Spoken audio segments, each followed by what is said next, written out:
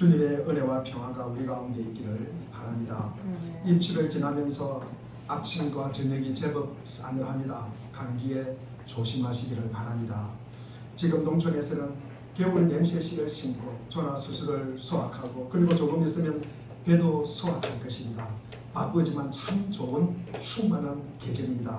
우리의 삶도 조금 바삐 움직이지만 열매가 있고 추석 명절을 앞두고 우리의 몸도 마음도 삶도 더욱더 풍성하고 넉넉하시기를 바랍니다. 지난 13일 주일에 우리는 가나의 혼인잔치에서 물을 포도주로 만드는 이 창조적 기적을, 이적을, 표적을 우리가 생각해 보았습니다. 우리의 이생의 여정에도 삶의 잔치는 계속되어야 합니다. 그러려면 우선 우리는 주님을 알고 주님의 능력을 갖다가 확신하고 바라고 기대하고 강구하는 자가 되어야 한다. 그리고 또 언제 어디서나 주님의 말씀에 따라 순종을 할 때 우리의 삶에 주님의 창조적인 기적의 역사가 일어난다. 그런데 가나의 혼인잔치에서 예수님께서 6개의 물 항아리를 포도주로 바꾸었습니다.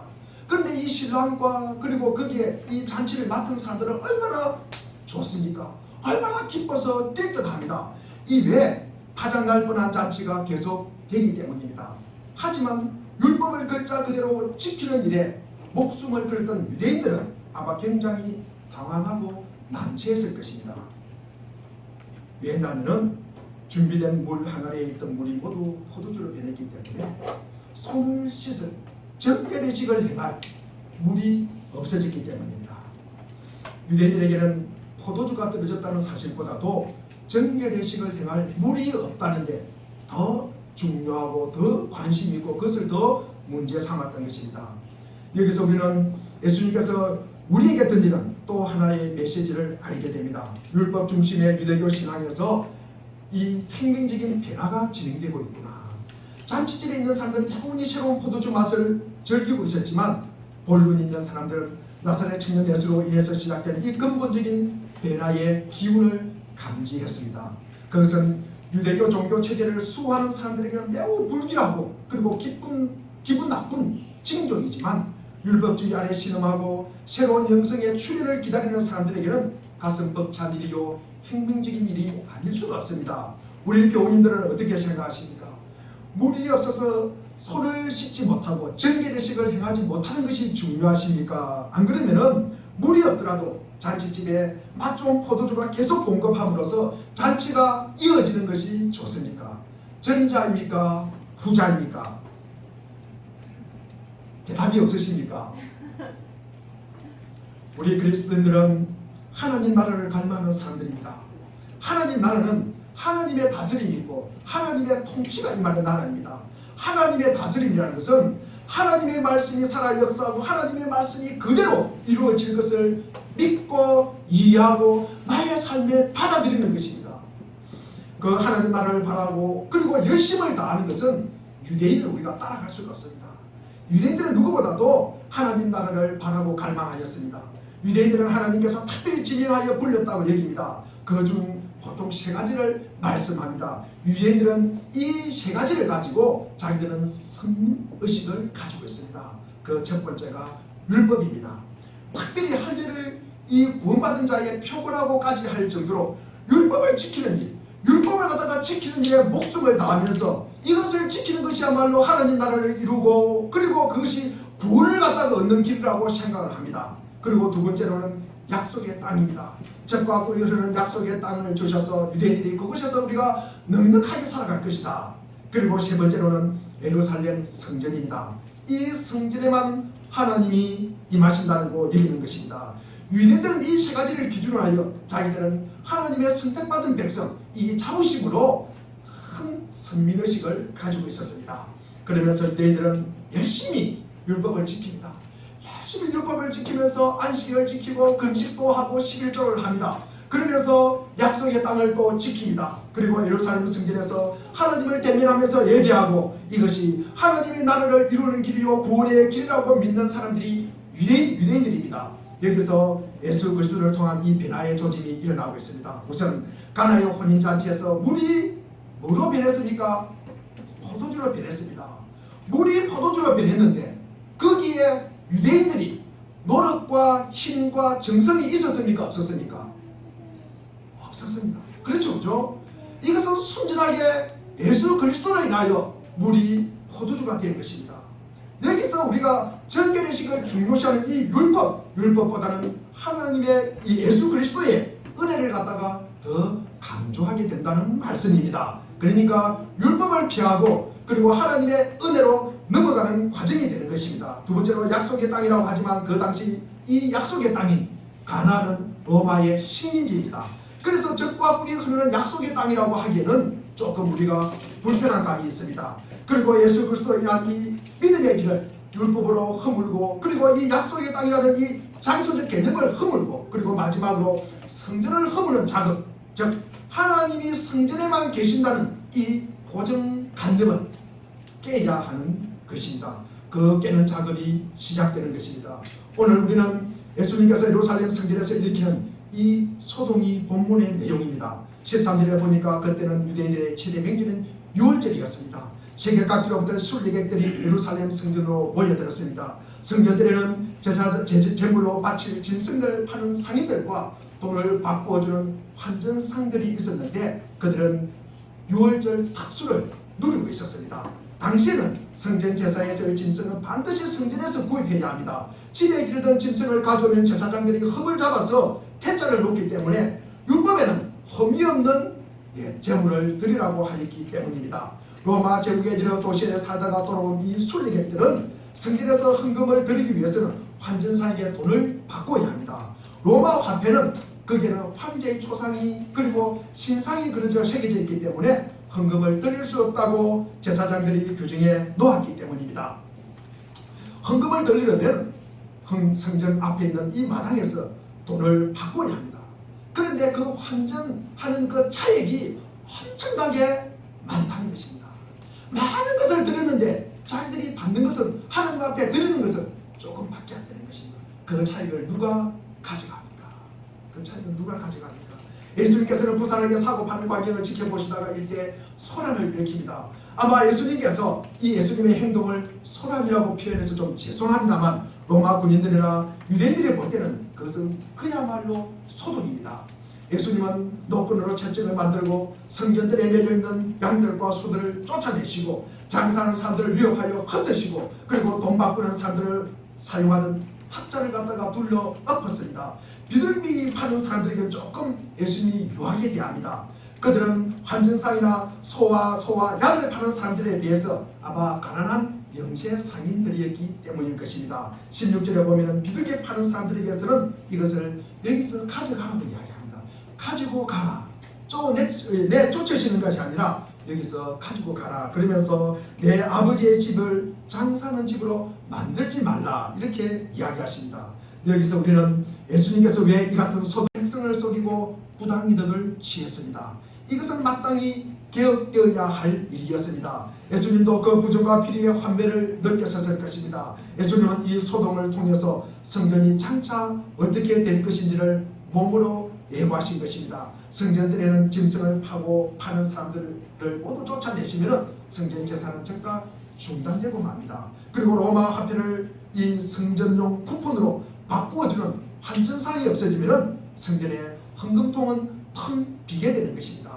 그렇게 되면 성전에서 그때까지 중요하게 행하던 이 제사의 기능이 중지되는 것입니다. 성전이 제 기능을 할 수 없게 되는 것입니다. 예수님께서는 바로 그것을 의도하신 것입니다. 지금 당장 제 기능을 하지 못하게 하려는 것이 아니라 장차 하나님의 심판을 받아서 그렇게 될 것을 예언하신 것입니다. 그러므로 예수님이 전하는 메시지는 우리에게 해주는 말씀은 다음과 같습니다. 성전 제사는 이제 무효다. 성전은 이제 더 이상 효력이 없습니다. 순례객들이여 여러분들은 전부 헛수고하는 것입니다. 그리고 이곳에서 드리는 것을 하나님은 받으시지 않습니다. 여기까지 올 필요가 없습니다. 이따위 짐승 제사를 들어봐야 소용이 없습니다. 성전은 이제 끝났습니다. 이제 곧 하나님의 심판을 받아 폐허가 될 것입니다. 이렇게 말하는 것입니다. 이런 예수님의 행동에 우선 제자들의 반응입니다. 우리 17절을 한번 읽어보겠습니다. 본문 17절 시작. 제자들이 성경 말씀에 주시기를 저는 나를 삼키라 것을 기억하라. 그렇습니다. 주의 전을 삼키는 이 말씀은 제자들이 구약에서 시편 69편 9절에 나오는 말씀입니다. 그래서 메시아가 오시면 그가 하시는 일이 하나님의 집을 생각하는 열심으로 불탈 것이라는 것입니다. 그래서 이 시편 9절이 제자들의 마음에 확 떠올랐던 것입니다. 예수님은 메시아다. 이렇게 하시는 분은 아무도 없는데 이렇게 하시는 분은 예수님만이 할 수 있고 메시아만이 할 수 있는 일이다. 그래서 저분이 분명히 메시아다. 제자들은 이분이야말로 메시아다. 예수님이 하나님이 기름 부음 받은 자라는 것을 또 확신하게 되었습니다. 또 유대인들 중에도 본론이 있고 들을 기가 있는 사람들이 있었습니다. 그들은 예수님께서 몸짓으로 전달하려는 이 메시지를 알아챘지만 도대체 그 말을 하는 예수가 누구인지를 알 수가 없었습니다. 그래서 18절에 말합니다. 우리 18절 읽겠습니다. 시작. 예수께서 말하기를 내가 이런 일을 행하니 무슨 표징을 우리에게 보이겠느냐. 그랬습니다. 유대인들은 당신은 그 행동을 당신이 메시아라는 것을 갖다 보여주지 않냐. 당신이 메시아임을 갖다가 지금 보여주고 있으니까 그러니 이제 당신의 주장을 증명해야 해.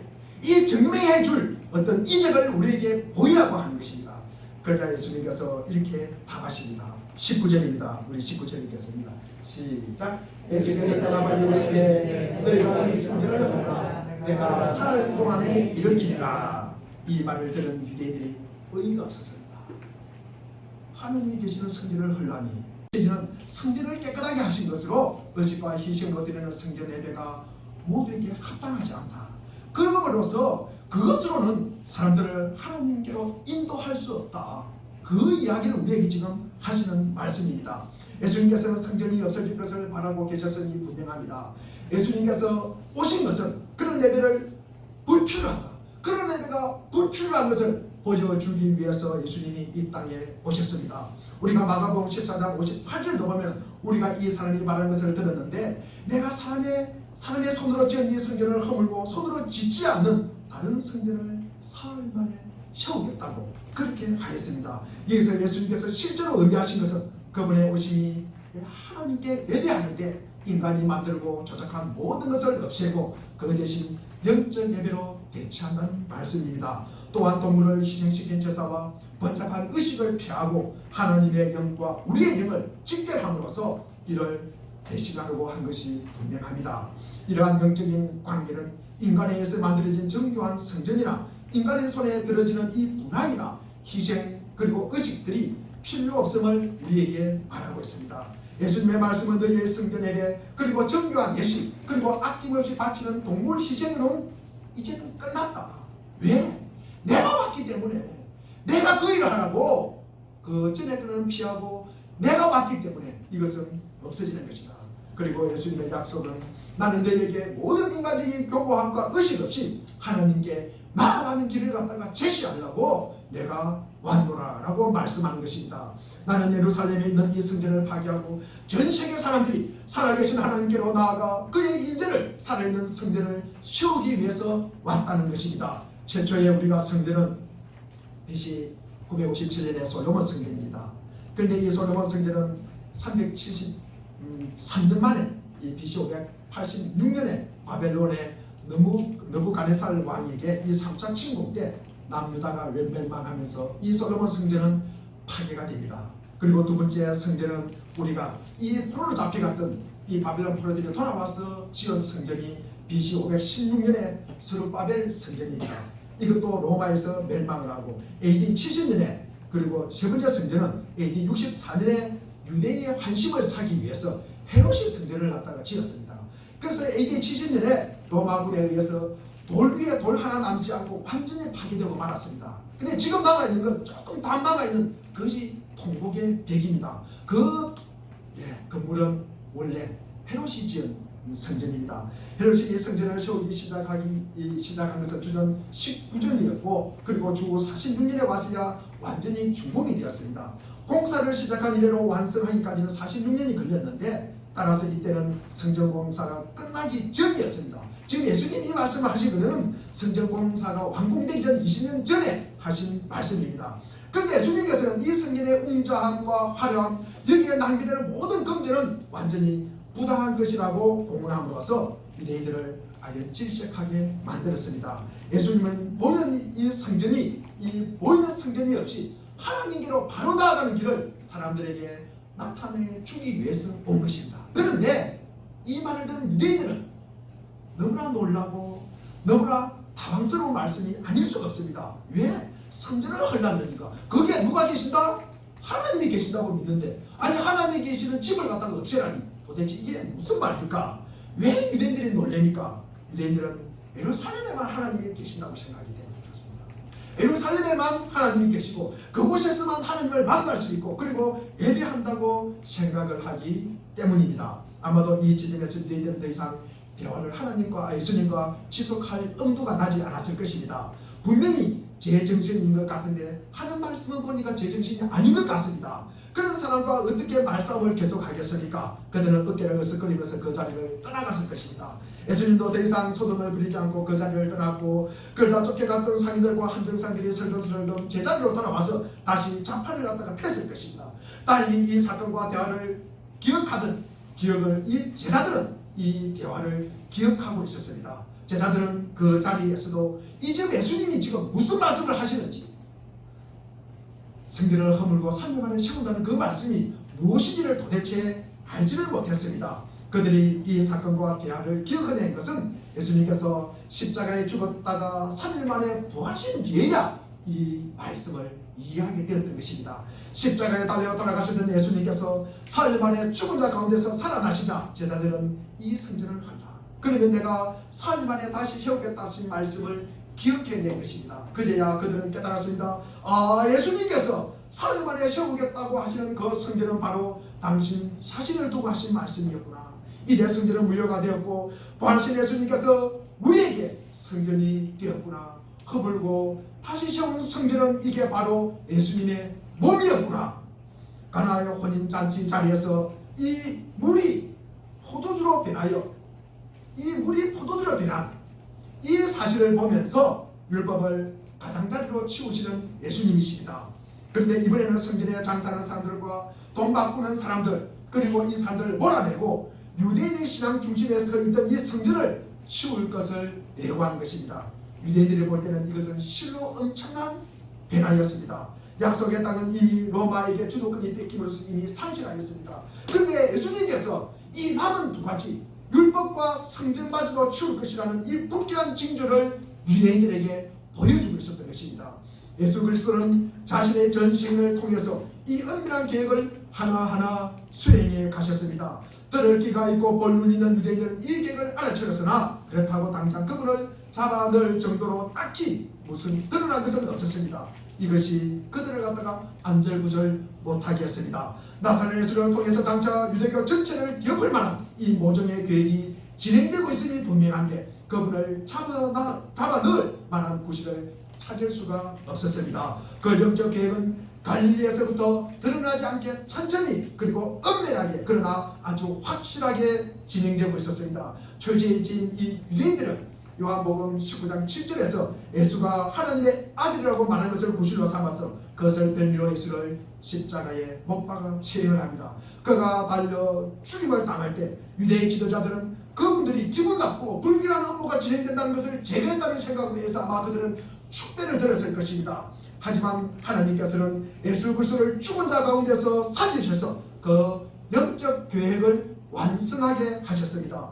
부활하신 예수 그리스도를 통해서 새로운 종교, 새로운 영성이 시작된 것입니다. 누구든지 부활하신 예수 그리스도를 주님으로 영접하면 그분의 십자가 공로로 제사함을 받고 그분의 성령의 능력으로 새로움을 얻는 새로운 종교가 시작된 것입니다. 예수 그리스도를 통해서 우리는 율법을 통해 이루려고 했던 그 율법을 이루려고 했던 것보다 더 큰 의미를 우리가 이룰 수 있게 되었고 성전을 통해 얻을 수 있는 은혜보다도 더 큰 은혜를 우리가 받아 누릴 수가 있게 되었습니다. 예수님의 영적 계획은 이 율법의 종교를 밀어내고 은혜의 종교가 그 자리에 들어오게 하려는 것이었습니다. 우리는 예수 그리스도의 죽음과 부활을 통해서 시작된 이 은혜의 종교를 믿는 사람들입니다.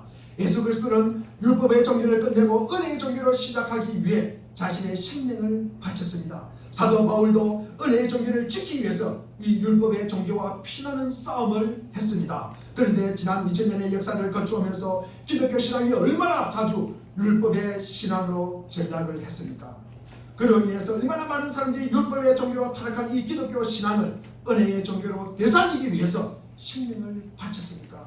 말틴 루터가 그때는 그런 사람이요, 존 웨슬리가 그런 사람이요, 조나단 에드워드가 그런 사람이었습니다. 이 문제는 아직도 해결되지 않았습니다. 우리 가운데 은혜의 종교를 믿는다고 하지만 율법의 종교에 노예가 되어 있는 사람들이 너무나 많다는 것입니다. 아니, 은혜의 종교를 믿는다고 자신하는 사람들조차도 자신이 보면은 율법의 종교의 요소를 버리지 못하고 있는 사람들이 적지 않습니다. 그 중에 대표적인 예가 오늘 본문인 교회나 예배당을 성전이라고 부르는 데 있습니다. 예배당을 성전이라고 부르는 것은 그리스도인들 사이에 너무나 보편화되어 있기 때문에 그것을 문제시하는 것이 오히려 이상하다고 여길지도 모릅니다. 하지만 이것은 신학적으로 신앙적으로 굉장히 중요한 문제입니다.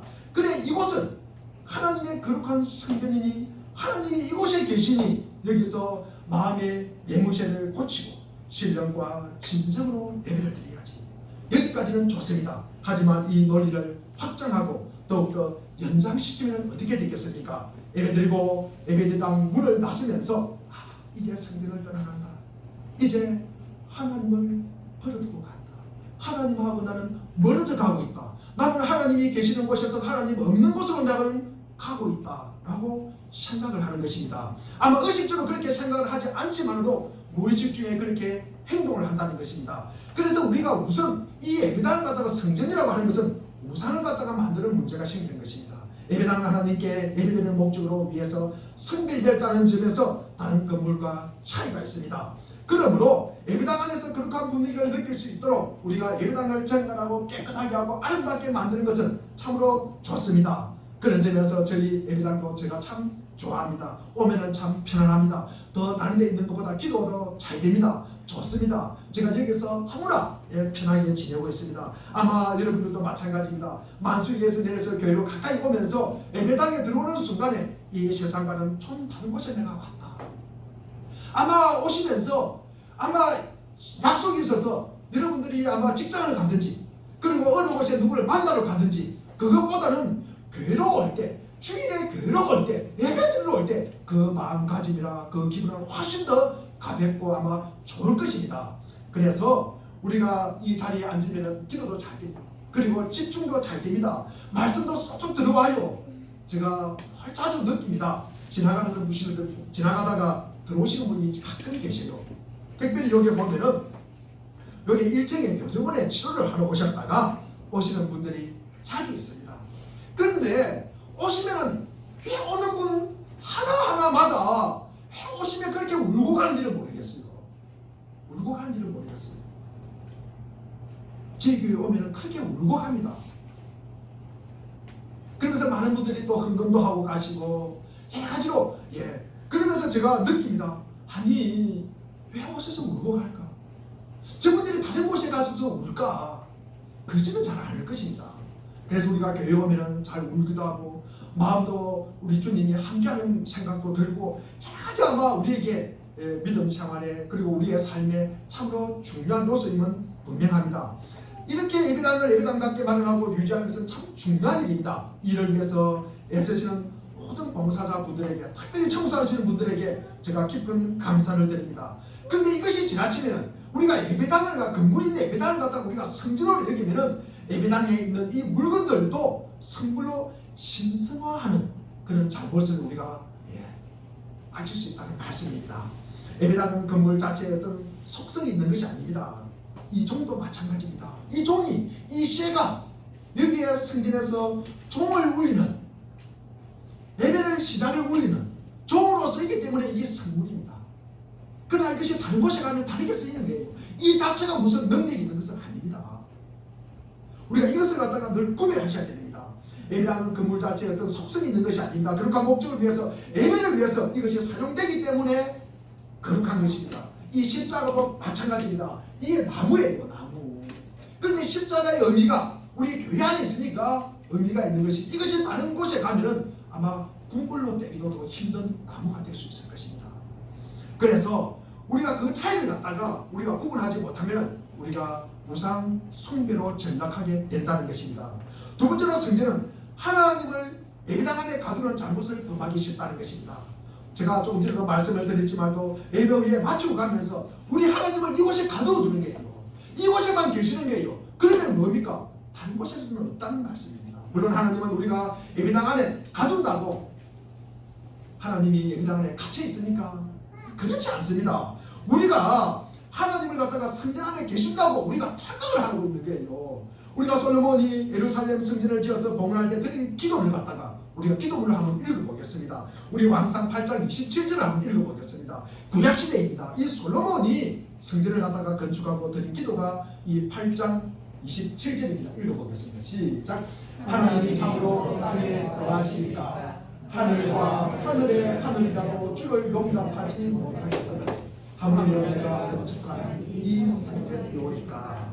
그렇습니다. 하나님은 하늘 위에 하늘에도 계시고 그리고 주님을 모시기에 너무나 이 성전은 부족할 텐데 제가 지은 이 성전이야말로 무엇을 하겠습니까? 하나님을 갖다 모시기는 너무나 부족하다는 말씀입니다. 얼마나 옳은 말입니까? 만일 우리가 하나님을 예배당 안에 가두고 한다면 우리가 섬기는 그분은 더 이상 살아계신 창조의 하나님이 아니라 우상이 되는 것입니다. 우리 스스로 우상을 만들어 놓고 예배당 안에 세워놓고 이것을 하나님이라고 부르고 이름을 붙이고 우리가 붙였다가 뗐다 우리가 하는 것입니다. 우리가 주인 행세 하는 것입니다. 하나님이 주인이 아니라 우리가 주인 행세를 하는 것입니다. 창조의 하나님은 온 세상에 충만하시기 때문에 어디에나 계시는 것입니다. 이 다윗이 하나님의 신비를 꿰뚫어 보고 이렇게 노래한 적이 있습니다.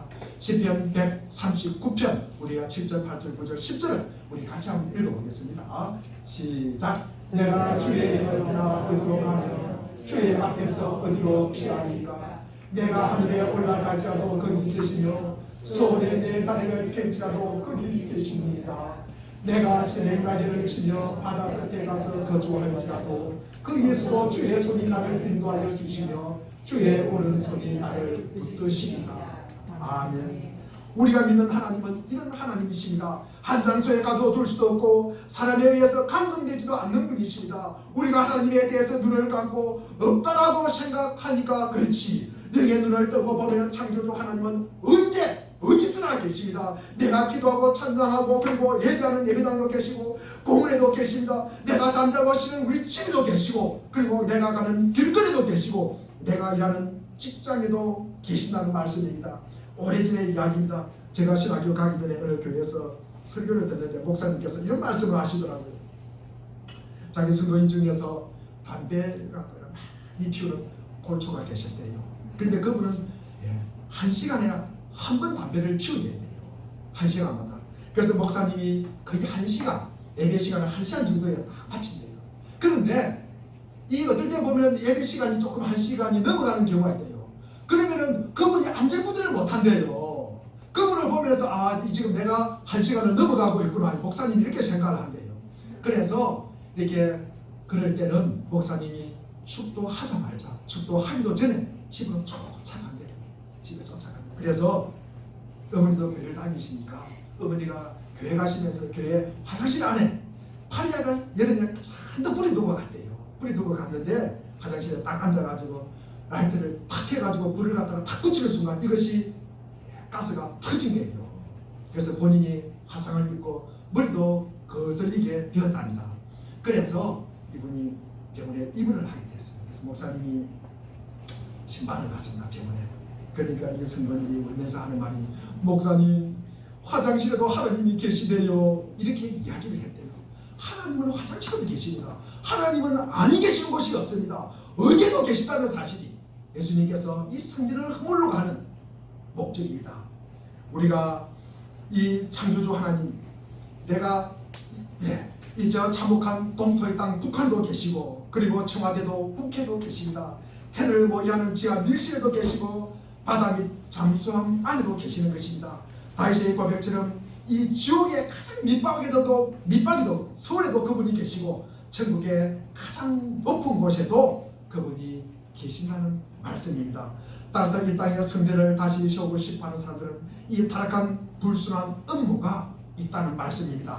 이 온 우주에 충만한 그분의 임재를 부정하고 안방 깊은 곳에까지 임하는 그분의 다스림을 부정하려는 음모입니다. 예배당을 성전이라고 부르는 것은 우리의 영적 편의주의입니다. 하나님을 한 장소에 가둬놓고 필요할 때마다 방문하고 그리고 불편한 양식을 내가 가끔 가서 위로받고 내가 가끔 그렇게 내 마음을 다독거리기 위해서 교회에 모셔두는 것입니다.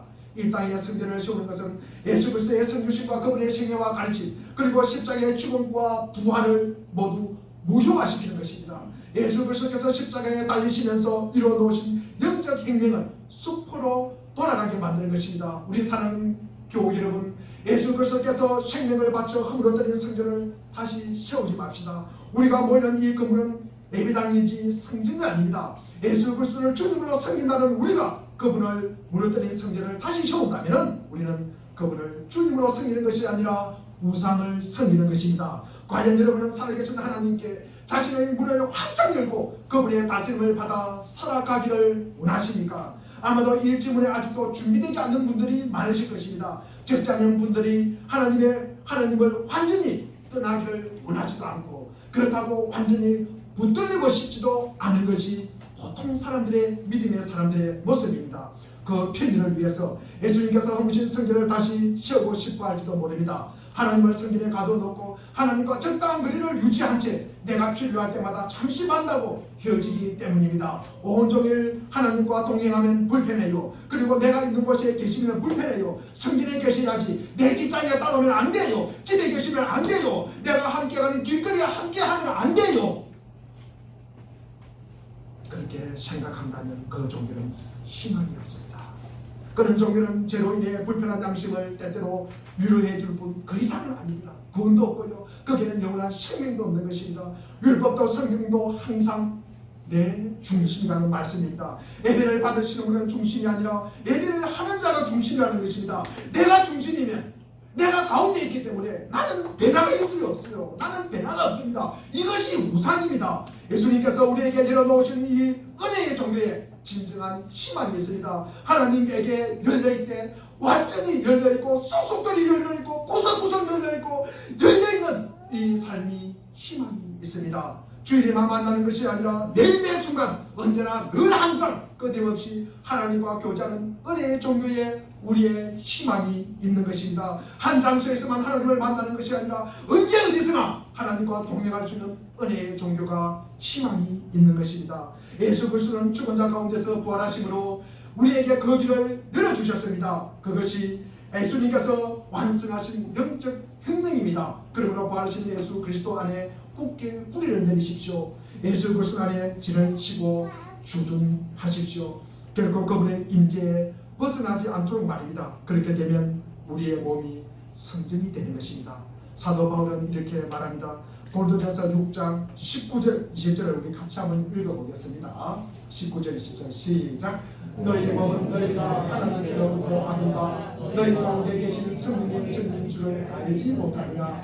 너희는 너희 자신의 것이 아니라 값으로 사는 것이 되었으나 그런즉 너희 몸으로 하나님께 영광을 돌리라 그랬습니다. 이것만이 아닙니다. 우리가 예수 그리스도 안에 견고하게 머물러 있으면 어디를 가든 그리고 우리가 있는 그곳이 성전이 되는 것입니다. 성전은 하나님을 만나는 곳입니다. 예수 그리스도를 통해서 늘 하나님과 동행하니 어디를 가든 우리가 가는 곳이 성전입니다. 예수님께서 한 곳에 세워있던 성전을 허물어버리고 영적인 성전을 세우심으로 우리가 어디를 가든 성전 안에서 살 수 있는 길을 마련하였습니다. 성령을 통해 예수 그리스도와 늘 동행하면 우리는 어디를 가든 무엇을 하든 어떤 상황에 있든 하나님의 사랑의 다스림 안에 우리는 살아갈 수가 있는 것입니다.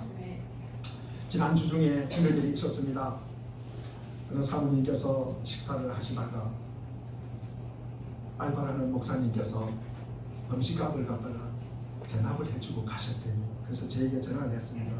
그 목사님에게 선교 헌금을 좀 보내고 싶은데 전화번호도 모르고 그리고 또 우리 계좌번호도 모른다고 그렇게 말씀을 하셔서 그래서 저희 교회 계좌번호로 이렇게 많은 돈을 보냈습니다. 그래서 제가 그분에게 전화를 드렸습니다. 제가 조금 여유가 있어서 제가 선교 헌금을 하고 싶습니다. 그러니까 그분이 K 이렇게 계좌번호를 가르쳐 줬습니다. 그래서 그분이 이제 전화를 통화를 하면서 목사님께서 어떻게 전화하셨어요? 제가 지금 새벽 3시에 나와서 지금까지 일하고 있습니다. 막 그렇게 하는 거예요. 제가 말할 틈을 안 주는 거예요. 그래서 이제 제가 할 이야기를 마치고 그래서 이제 우리 사모님께서 헌금을 보내주시고 제가 또 거기에 또 제가 3시부터 거기에 나와가지고 일하신다는 말씀을 들으니까 아무도 가슴이 아픈 거예요. 그래서 이제 제가 또 그 정도의 돈을 갖다가 보태가지고 제가 그분에게 보냈습니다. 그런데 그분이 받고 너무 좋아가지고 전화를 하셨어요. 전화를 하셨어요. 그래서 이것을 갖다 또 동대방에 또 이렇게 소문을 내는 거예요. 동대방에 소문을 내는 거예요. 그래서 제가 주중에 어느 노예 목사님을 만났습니다. 그 노 목사님께서 요즘 내가 나이가 많아가지고 그런지 요즘 감동이 되는 일이 없더라. 감동이 되는 일이 없더라. 요즘 살면서 별로 좋은 일도 없고 이렇게 하루하루 사는 것이 좀 밍밍한데 가끔 가다가 본인이 드라마를 보는데 슬기로운 감방생활이라는 드라마가 참 재미가 있다고 합니다. 그래서 제가 우리 애를 따라서 한 몇 번 봤거든요. 근데 거기에 참 인간적인 어떤 관계 속에서 참 감동이 되더라. 그런데 내가 최근에 목사님을 통해서 그리고 그 사모님을 통해서 여러 가지 이런 조금 전에 제가 했던 그 이야기를 들으면서 너무나 감동을 받았대요. 슬기로운 감방생활보다도 훨씬 더 많은 감동을 받았대요. 이것이 아마 우리가 믿음의 사람들이 살아가는 모습이다. 우리가 하나님의 임재를 느끼고 하나님의 다스림 속에서 우리가 살아가는 모습이라고 생각을 한다. 그러면서 그분이 엄청 기분 좋아하시고 그리고 내 주위에 이런 분이 계신다는 것이 너무나 좋다고 말씀을 갖다가 하였습니다. 우리가 본문의 말씀을 들으면서 제가 마지막으로 오해하지 않기를 바라는 말씀으로 당부를 드립니다. 우리가 언제 어디서든 예수 그리스도와 동행하면 그것이 성경이다. 그렇다면은 우리가 교회에 모일 필요 없는 것이야. 나 홀로만 주님만 잘 섬기고 믿고 그렇게 되면 되는 거 아니야. 우리가 이렇게 비약할 수가 있습니다. 그렇게 하면 안 된다는 말씀을 드리고자 합니다. 하나님께서는 우리 한 사람 한 사람을 불러주셔서 주님의 백성을 이루게 하시고요. 그리고 한 사람 한 사람 지체를 만들어서 주님의 몸을 갖다 이루게 하십니다. 그리고 한 사람 한 사람 백돌로 만들어서 주님의 성전을 이루게 하시고 그리고 한 사람 한 사람의 이 소명을 주셔서 하나님 나라를 이루어가게 하시는 것입니다. 하나님께서 만든 종교에서 우리는 모이는 것이 필수입니다. 우리가 교회로 모이고 예배로도 모이고 그리고 구역으로도 모이고 그리고 기도회로도 모이고 그리고 공사로도 우리가 교회에 모이는 것입니다. 그 모임이 바로 성전이라는 것입니다.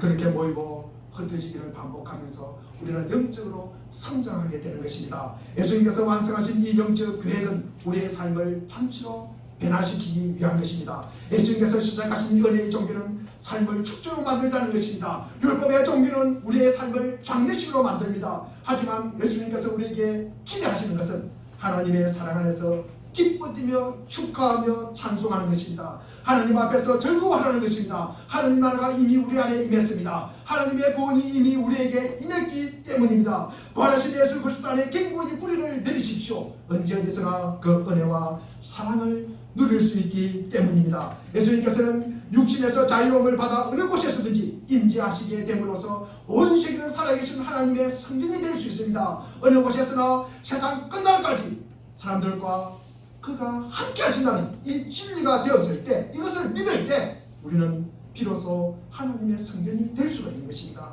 온 세계를 하나님의 성전으로 만드는 것 살아계신 부활의 그리스도의 임재인 것입니다. 우리 사랑하는 교회 여러분, 우리의 삶에 물이 없어 정결의식을 치르지 못한다고 원망하고 불평하지 마십시오. 그보다 몇만 배 더 좋은 포도주가 있지 않습니까? 이게 은혜입니다. 이게 깨달음입니다. 이게 우리에게 영안의 눈을 열어주는 것입니다. 이 은혜의 종교를 결코 놓치지 마십시오. 붙잡으십시오. 이 은혜의 종교를 만나고 배우십시오. 부활하신 주님 안에 깊이 뿌리를 내려 은혜의 실상을 경험하는 하루하루가 되기를 바랍니다.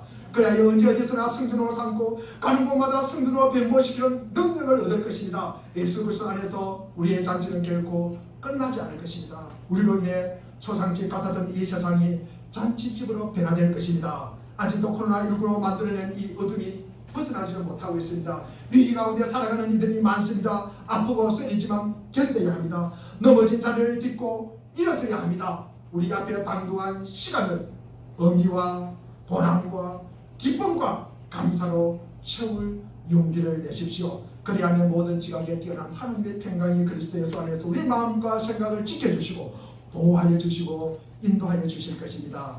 기도하겠습니다.